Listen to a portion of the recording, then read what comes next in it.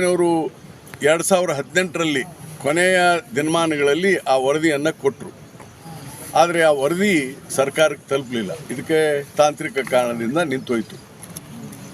ಅದು ಅಲ್ಲೇ ಹಿಂದುಳಿದ ಆಯೋಗದಲ್ಲೇ ಉಳ್ಕೊಳ್ತು. ಯಾರು ಸೈನ್ ಮಾಡಲಿಲ್ಲ ಸೆಕ್ರೆಟರಿ ಅನ್ನೋ ಕಾರಣಕ್ಕಾಗಿ.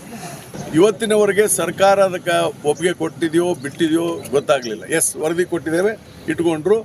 ಮೊನ್ನೆ ಮುಖ್ಯಮಂತ್ರಿಗಳು ಮೈಸೂರಿನಲ್ಲಿ ಅದರ ಬಗ್ಗೆ ಯೋಚನೆ ಮಾಡ್ತೀನಿ ಅಂತ ಹೇಳಿದರು.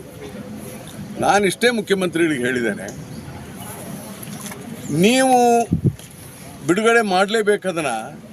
ಯಾಕಂದರೆ ನಿಮ್ಮನ್ನು ಬಿಟ್ಟರೆ ಬೇರೆ ಯಾರೂ ಅಂಥ ಬದ್ಧತೆ ಇರುವಂಥ ರಾಜಕಾರಣಿ ನಾನು ನೋಡಿಲ್ಲ ಅಂತ ಹೇಳಿದ್ದೀನಿ. ನಾನು ಮುಖ್ಯಮಂತ್ರಿಗಳಂತ ಇವತ್ತು ರಾಯರೆಡ್ಡಿ ಅವರು ಹಿಂಗೆ ಹೇಳಿಕೆ ಕೊಡಲಿಕ್ಕೆ ಮೊನ್ನೆ ಮೈಸೂರಿನ ವೇದಿಕೆಯಲ್ಲಿ ಸಿದ್ದರಾಮಯ್ಯನವರು ಪ್ರಸ್ತಾಪ ಮಾಡಿದ್ದು. ರಾಯರೆಡ್ಡಿ ಅವರು ಮಾತನಾಡಿದ ಮೇಲೂ ಕೂಡ ಸಿದ್ದರಾಮಯ್ಯನವರು ಇದಕ್ಕೆ ಪ್ರತ್ಯುತ್ತರವನ್ನ ಕೊಟ್ಟಿರೋದು. ಎರಡೂ ಹೇಳಿಕೆ ಇದೆ, ಅದನ್ನು ಕೂಡ ಗಮನಿಸಬಿಡಿ ಕ್ವಿಕ್ ಆಗಿ.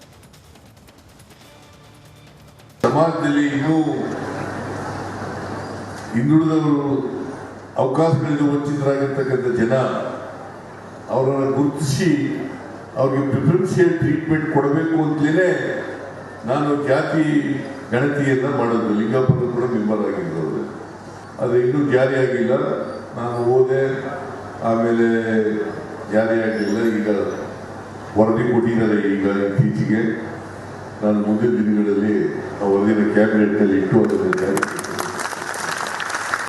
ಬ್ಯಾಕ್ವರ್ಡ್ ಕ್ಲಾಸ್ನವ್ರ ಜೊತೆ ಕಮಿಟಿ ಅವರ ಇಲಾಖೆ ಜೊತೆ ಮಾತಾಡಿ ಆಮೇಲೆ ಆ ವರದಿ ಕ್ಯಾಬಿನೆಟ್ ಮುಂದೆ ಚರ್ಚೆ ಆಗಬೇಕು. ಆಮೇಲೆ ಅಸೆಂಬ್ಲಿ ಮುಂದೆ ಮಂಡಿಸಬೇಕು. ಇವೆಲ್ಲ ಆಗಬೇಕಲ್ಲ ಪ್ರೊಸೀಜರು. ಸುಪ್ರೀಂ ಕೋರ್ಟು ಡಿಸಿಷನ್ ಕೊಟ್ಟಿದೆ, ಚರ್ಚೆ ಮಾಡಿದ್ದು. Government will take a decision on that. ಕ್ಯಾಬಿನೆಟ್ನಲ್ಲಿ ಮತ್ತು ಹೈಕಮಾಂಡ್ ಜೊತೆ ಚರ್ಚೆ ಮಾಡಬೇಕು. ಕಾಕತಾಳೀಯನ ಅಥವಾ ಡೈವರ್ಟ್ ತಂತ್ರನ, ಇದು ಈ ಚರ್ಚೆಯ ಮೊದಲ ಆಯಾಮ. ಚರ್ಚೆಯಲ್ಲಿ ಭಾಗವಹಿಸುತ್ತಿದ್ದಾರೆ ಕಾಂಗ್ರೆಸ್ನ MLC ನಾಗರಾಜ್ ಯಾದವ್ ಅವರು, ಬಿಜೆಪಿ ವಕ್ತಾರರಾದ HN ಚಂದ್ರಶೇಖರ್ ಅವರಿದ್ದಾರೆ, JDSನ ವಕ್ತಾರರು ಮಹೇಶ್ ಗೌಡ್ರು, ಹಾಗೆ ಹಿರಿಯ ಪತ್ರಕರ್ತರು ರಾಜಕೀಯ ವಿಶ್ಲೇಷಕರು ಆಗಿರುವ ರವೀಂದ್ರ ರೇಷ್ಮೆ ಸರ್. ಮೊದಲನೇದಾಗಿ ರವೀಂದ್ರ ರೇಷ್ಮೆ ಸರ್, ತಮ್ಮಿಂದಲೇ ಪ್ರಾರಂಭ.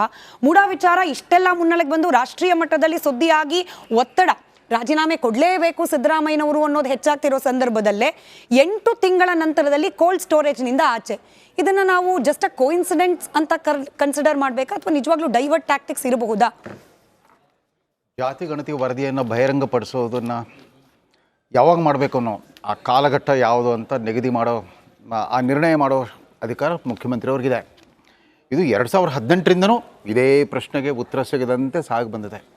ಅದನ್ನು ಬಹಿರಂಗಪಡಿಸ್ತಾನೂ ಇಲ್ಲ. ಆದರೆ ಅದರಲ್ಲಿ ಆ ಗೌಪ್ಯತೆಯನ್ನು ಮೀರಿ ನುಸುಳಿ ಬಂದಿರೋ ಅಂಕೆ ಸಂಖ್ಯೆಗಳ ಬಗ್ಗೆ ಎಲ್ಲ ಜನಾಂಗಗಳಿಂದ ಬೇರೆ ಬೇರೆ ರೀತಿಯ ಪ್ರತಿಕ್ರಿಯೆಗಳು ಬಂದ್ಬಿಟ್ಟು, ಅದರಲ್ಲೂ 2 ಪ್ರಭಾವಿ ಜನಾಂಗಗಳಾದ ಲಿಂಗಾಯತರು ಮತ್ತು ಒಕ್ಕಲಿಗರಿಂದ ಬಹಿರಂಗವಾದ ವಿರೋಧ ವ್ಯಕ್ತವಾಯಿತು. ಇದೇ ಮಂತ್ರಿಮಂಡಲದಲ್ಲಿ ಉಪಮುಖ್ಯಮಂತ್ರಿ ಆಗಿರೋರಿಂದ ಹಿಡಿದು ಒಕ್ಕಲಿಗ ನಾಯಕರು ಮತ್ತು ಅಖಿಲ ಭಾರತ ವೀರಶೈವ ಮಹಾಸಭೆಯ ಅಧ್ಯಕ್ಷರು ಮತ್ತು ಕಾಂಗ್ರೆಸ್ ಪಕ್ಷದ ಹಿರಿಯ ನಾಯಕರಾಗಿರೋ ಶಾಮನೂರ್ ಶಿವಶಂಕರಪ್ಪನೇ ನೇರವಾದ ವಿರೋಧ ವ್ಯಕ್ತವಾಗಿದೆ, ಬಹಿರಂಗವಾದ ವಿರೋಧ ವ್ಯಕ್ತವಾಗಿದೆ. ಆಯಾ ಜನಾಂಗಗಳ ಧರ್ಮಾಧಿಕಾರಿಗಳಿಂದ ಕೂಡ ವಿರೋಧ ವ್ಯಕ್ತವಾಗಿದೆ. ಯಾಕೆಂತಂದರೆ ಸಿದ್ದರಾಮಯ್ಯವ್ರ ಹತ್ರ ಮಂಡನೆ ಆಗಿರೋದು ಜಾತಿ ಗಣತಿ ವರದಿ ಅಲ್ಲ, ಜಾತಿ ಸಮೀಕ್ಷೆ ವರದಿ. ಯಾಕಂದರೆ 1977ರಿಂದ ಅಂದರೆ ಈಗ 47 ವರ್ಷಗಳಿಂದ ಹಾವನೂರು ಆಯೋಗದ ವರದಿಯಿಂದ ಹಿಡಿದು ಇಲ್ಲಿವರೆಗೂ ಕೂಡ ಎಲ್ಲ ಹಿಂದುಳಿದ ಶಾಶ್ವತ ಹಿಂದುಳಿದ ವರ್ಗಗಳ ಆಯೋಗಗಳು ನಡೆಸಿರೋದೆಲ್ಲವೂ ಜಾತಿ ಸಮೀಕ್ಷೆ ಹೊರತು ಜಾತಿ ಗಣತಿ ಅಲ್ಲ. ಬಟ್ ಚಾರಿತ್ರಿಕ ವಿಡಂಬನೆ ಏನು ಅಂತಂದರೆ, ಈ ಜಾತಿ ಗಣತಿ ಅನ್ನೋ ಶಬ್ದವನ್ನು ಚಾಲ್ತಿಗೆ ತಂದಿದ್ದೇ ಇನ್ಯಾರೂ ಅಲ್ಲ, ಇಂಡಿಯಾ ಮೈತ್ರಿಕೂಟದ ಮೂಲ ಪ್ರವರ್ತಕ ಬಿಹಾರದ ಮುಖ್ಯಮಂತ್ರಿ ನಿತೀಶ್ ಕುಮಾರ್. ಅವರು ಮಾತ್ರ ಜಾತಿ ಗಣತಿ ಅನ್ನೋ ಹೆಸರಲ್ಲೇ ಅವ್ರು ರಾಜ್ಯದಲ್ಲಿ ನಡೆಸ್ಬಿಟ್ರು. ಆ ಜಾತಿ ಗಣತಿಯನ್ನು ನಡೆಸಿಬಿಟ್ಟು ಪ್ರಸ್ತಾಪ ಮಾಡಿದರು.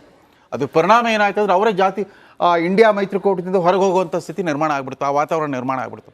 ಅದನ್ನು ಪಿಕಪ್ ಮಾಡಿದ್ದು ರಾಹುಲ್ ಗಾಂಧಿ ಅವ್ರು ಜಾತಿ ಗಣತಿ ಅಂತ. ತಮ್ಮ ಹಿಂದಿನ 4 ಅವಧಿಯ ಲೋಕಸಭಾ ಸದಸ್ಯತ್ವ ಉದ್ದಕ್ಕೂ ಯಾವತ್ತೂ ಈ ಸಾಮಾಜಿಕ ಸಮಸ್ಯೆಯನ್ನು ಅವ್ರು ತಲೆಗೆ ಅಂಟಿಸ್ಕೊಂಡಿರಲಿಲ್ಲ. ಜಾತಿ ಕೇಂದ್ರಿತ ಚರ್ಚೆಗಳೇ, ಅವ್ರ ಚಿಂತನೆಗಳೇ ಅವ್ರ ಬಾಯಿಂದ ಬರ್ತಾ ಇರಲಿಲ್ಲ. ಆ ಇಂಡಿಯಾ ಮೈತ್ರಿಕೂಟ ರಚನೆ ಆದಮೇಲೆ ಇದಕ್ಕಿಂತ ಅವ್ರಿಗೆ ಜ್ಞಾನೋದಯ ಆದ ಹಾಗೆ ಜಾತಿ ಗಣತಿಯ ದೊಡ್ಡ ಸಮಸ್ಯೆ ಏನು ಅಂತಂದರೆ, ನಾನು ನನ್ನ ಪತ್ರಿಕೋದ್ಯಮವನ್ನು ಶುರು ಮಾಡಿದ್ದೆ LG ಹಾವನೂರು ಸಂದರ್ಶನ, ಲಂಕೇಶ್ ಪತ್ರಿಕೆ 2ನೇ ಸಂಚಿಕೆಯಲ್ಲಿ 1980 ಜುಲೈನಲ್ಲಿ ಪ್ರಕಟವಾಗಿತ್ತು. ಅವ್ರ ಬಗ್ಗೆ ಒಂದು ವಿಶೇಷವಾದ ಆಕರ್ಷಣೆ ಇತ್ತು ಹಾವನೂರು ಕೊಟ್ಟ ವರದಿ. ಯಾಕಂತಂದರೆ ತದನಂತರ ಬಂದರ ಅಖಿಲ ಭಾರತ ಮಟ್ಟದ ಮಂಡಲ ವರದಿ ಇತ್ಯಾದಿಗಳಿಗೆಲ್ಲ ಒಂದು ಸುಭದ್ರವಾದ ಸೈದ್ಧಾಂತಿಕ ಬುನಾದಿ ಹಾಕಿಕೊಟ್ಟಿದ್ದೆ ಹಾವನೂರು ವರದಿ. ಸಾಮಾಜಿಕ ನ್ಯಾಯಕ್ಕೋಸ್ಕರ ಜಾತಿಯೇ ಮೂಲ ಮಾನದಂಡ, ಇತರೆ ಮಾನದಂಡಗಳೆಲ್ಲ ಸೆಕೆಂಡ್ರಿ ಅಂತಂದ್ಬಿಟ್ಟು. ಆದರೆ ಇಲ್ಲಿ ಭಾರತದಲ್ಲಿ ಸಮಸ್ಯೆ ಏನು ಅಂತಂದರೆ, ನಿರ್ದಿಷ್ಟ ಜಾತಿಗಳನ್ನು ಗುರುತಿಸೋಕ್ಕೆ ನಿರ್ದಿಷ್ಟವಾದ ಭೌತಿಕ ಗುಣಧರ್ಮಗಳೇ ಇಲ್ಲ. ನಾನಿವತ್ತು ಬ್ರಾಹ್ಮಣ ಅಂತ ಬರ್ಸಿರೋದನ್ನ ಯಾರು ಪ್ರಶ್ನೆ ಮಾಡೋರಿಲ್ಲ. ಅಥವಾ ನಾನು ದೇವಾಂಗ ಅಂತ ಬರ್ಸಿರೋದು ಹೆಂಗೆ ಗುರುತು ಹಿಡಿತೀರ? ಒಬ್ಬ ಲಿಂಗಾಯತನಿಗೂ ಒಕ್ಕಲಿಗೂ ಏನು ವ್ಯತ್ಯಾಸ? ಭೌತಿಕವಾದ ವ್ಯತ್ಯಾಸಗಳು ಏನೂ ಇಲ್ಲ, ಪ್ರದೇಶವಾರ ವ್ಯತ್ಯಾಸಗಳಿದೆ.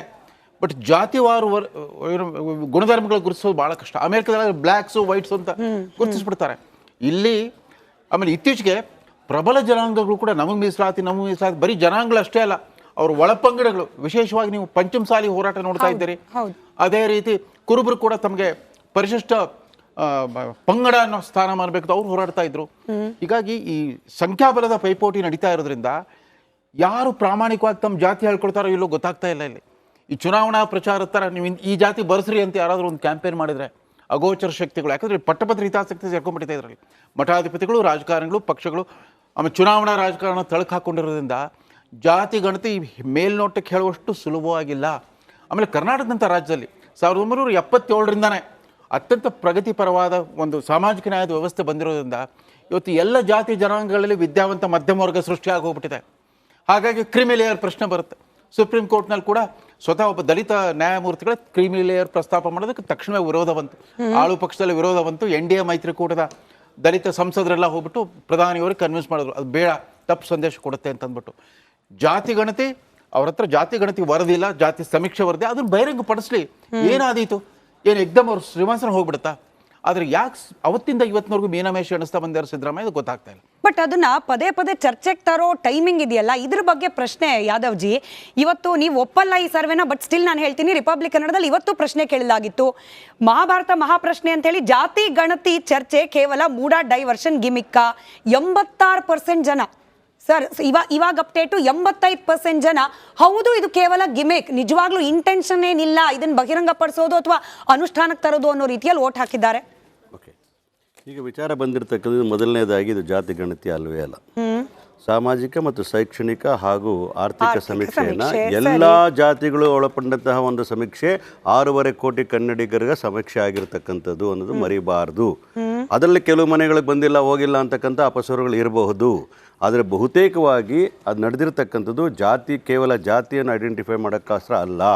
ಅವರ ಸ್ಥಿತಿಗತಿಗಳ ಬಗ್ಗೆ, ಅವರ ಶೈಕ್ಷಣಿಕ ವಿಚಾರಗಳ ಬಗ್ಗೆ, ಆರ್ಥಿಕ ವಿಚಾರಗಳ ಬಗ್ಗೆ, ಔದ್ಯೋಗಿಕ ವಿಚಾರಗಳ ಬಗ್ಗೆ ಎಲ್ಲದರ ಬಗ್ಗೆ ಚರ್ಚೆ ಮಾಡಲಿಕ್ಕೆ ಆಗಿರ್ತಕ್ಕಂಥದ್ದು. 2013ರಿಂದ 2018ವರೆಗೂ ಯಾವಾಗ ಸಿದ್ದರಾಮಯ್ಯನವರು ಅಧಿಕಾರದಲ್ಲಿದ್ದಾರೋ 2015ರಲ್ಲಿ 165 ಕೋಟಿ ರೂಪಾಯಿಗಳನ್ನು ಖರ್ಚು ಮಾಡಿರ್ತಕ್ಕಂಥ ಒಂದು ಸಮೀಕ್ಷೆ. 165 ಕೋಟಿ ರೂಪಾಯಿಗಳು ಅದು ಯಾರ ಮನೆಯ ದುಡ್ಡು ಅಲ್ಲ, ಅದು ಕಾಂಗ್ರೆಸ್ನವ್ರದ್ದು ಅಲ್ಲ, ಬಿಜೆಪಿ. ಬಿಡುಗಡೆಗೊಳಿಸಿ, ನಿಜವಾಗ್ಲೂ ಇಂಟೆನ್ಷನ್ ಇದ್ರೆ ಅನುಷ್ಠಾನಕ್ಕೆ ತಂದು ಬಿಡಿ. ಆಯ್ತಾ? ಅಲ್ಲ ಹೇಳಿ, ಪ್ರಶ್ನೆ ಇದ್ದಿದ್ದು ಅದು. ನೀವು ಪೀಠಿಕೆನೆ ಜಾಸ್ತಿ ಕೊಟ್ಟಿದ್ರಲ್ಲ, ಅದಕ್ಕೆ ವಿಷಯಕ್ಕೆ ಬನ್ನಿ ಅಂತಂದೆ. ನೀವು ಅಡ್ಡ ಮಾತಾಡಿದ್ರೆ ನಾನು ಜಾಸ್ತಿ ಟೈಮ್ ಹೇಳಿ ಸರ್. 165 ಕೋಟಿ ರೂಪಾಯಿ ಯಾರ್ದು ಅಂತ ಹೇಳ್ತಾ ಇರ್ಬೇಕಾದ್ರೆ, ಸಾರ್ವಜನಿಕರದು ಅಂತ ಹೇಳ್ಬೇಕಾದ್ರೆ ನೀವು ಸ್ವಾಗತ ಮಾಡಬೇಕು. ಅದಕ್ಕೆ ನಿಮ್ಮ ಅಡ್ಡ ಮಾತಾಡೋ ಅವಶ್ಯಕತೆ ಇರಲಿಲ್ಲ.